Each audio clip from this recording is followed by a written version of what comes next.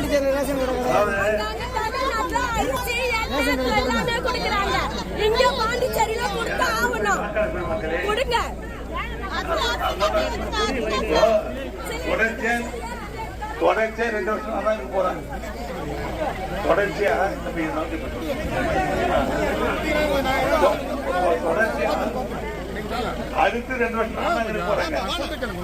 நீங்க என்ன கேட்கலாம், நாம செய்ய முடியும், வேற யாரும் செய்ய முடியாது, வேற யாரும் செய்ய முடியாது.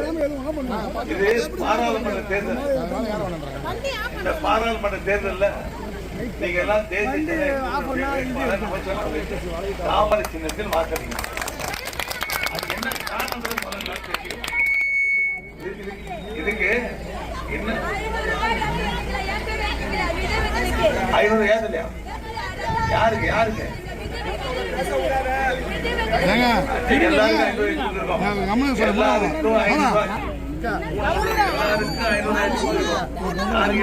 ஒரே சமயத்துல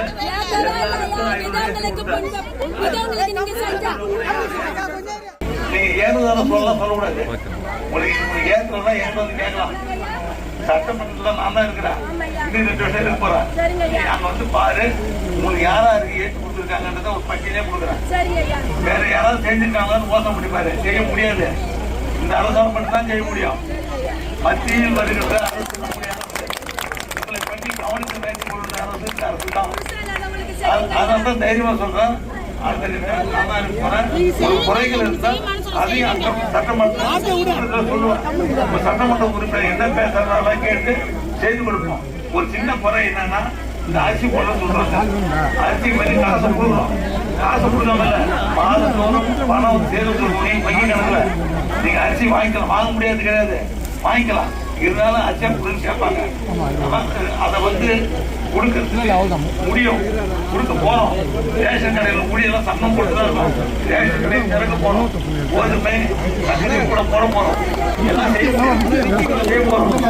இது வந்து பாராளுமன்ற தேர்தல். இதுல வந்து நீங்க பாராளுமன்றத்துக்கு தாமரை வாக்களித்தா மத்தியில் நம்முடைய ஆட்சி தேசிய ஜனநாயக கூட்டணி ஆட்சி வரப்போகுது. மீண்டும் பாரத பிரதமர் நரேந்திர மோடி தான் வரப்போறாங்க.